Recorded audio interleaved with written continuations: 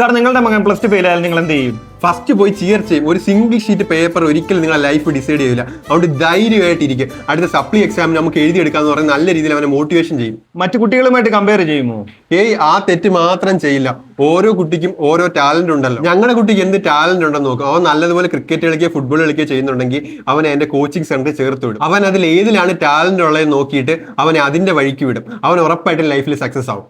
Sir നിങ്ങളുടെ മകൻ plus two fail ആയാലും നിങ്ങൾ എന്ത് ചെയ്യും? അവനെ ഞാൻ തല്ലിക്കൊല്ലും. അവന്റെ തള്ളയുടെ കയ്യിലും കഴുത്തിലും ഒക്കെ കിടക്കുന്ന മാലയും വളയൊക്കെ വളയം വെച്ചിട്ടാണ് അവനെ പഠിക്കാൻ വിട്ടത്. നമ്മളോ പഠിച്ചൊരു ഗതിയിലായില്ല. അവനെങ്കിലും പഠിക്കട്ടെന്ന് വെച്ചപ്പോഴത്തേക്ക്. നിങ്ങളുടെ മകന് വേറെ എന്തെങ്കിലും ടാലന്റ് ഉണ്ടോ? അവൻ ക്രിക്കറ്റ് കളിക്കും. ക്രിക്കറ്റ് കളിച്ച് കുറെ കപ്പൊക്കെ മേടിച്ച് വെച്ചിട്ടുണ്ട്. അതുകൊണ്ടൊന്നും ഒരു പ്രയോജനമില്ല. നമുക്ക് പഠിപ്പാണ് ഇമ്പോർട്ടന്റ്. അവൻ പഠിച്ചില്ലെങ്കിലും നമ്മൾ പഠിപ്പിക്കും. പഠിപ്പിച്ചവനെ 15,000 രൂപയ്ക്ക് ജോലിക്ക് വിടും. അതിപ്പോ ഡെലിവറി ജോബിന് പോയാലും കിട്ടുമല്ലോ. ഡെലിവറി ജോബിന് ആൾക്കാർ ആർക്കിച്ച് തുപ്പും. നമുക്ക് AC റൂമിൽ ഇരുന്ന് IT ജോലിയൊക്കെ ചെയ്ത് 15,000 രൂപ ശമ്പളം കിട്ടണം. അതാകുമ്പോൾ നാട്ടിൽ നമുക്കൊരു വിലയും ഉണ്ട്.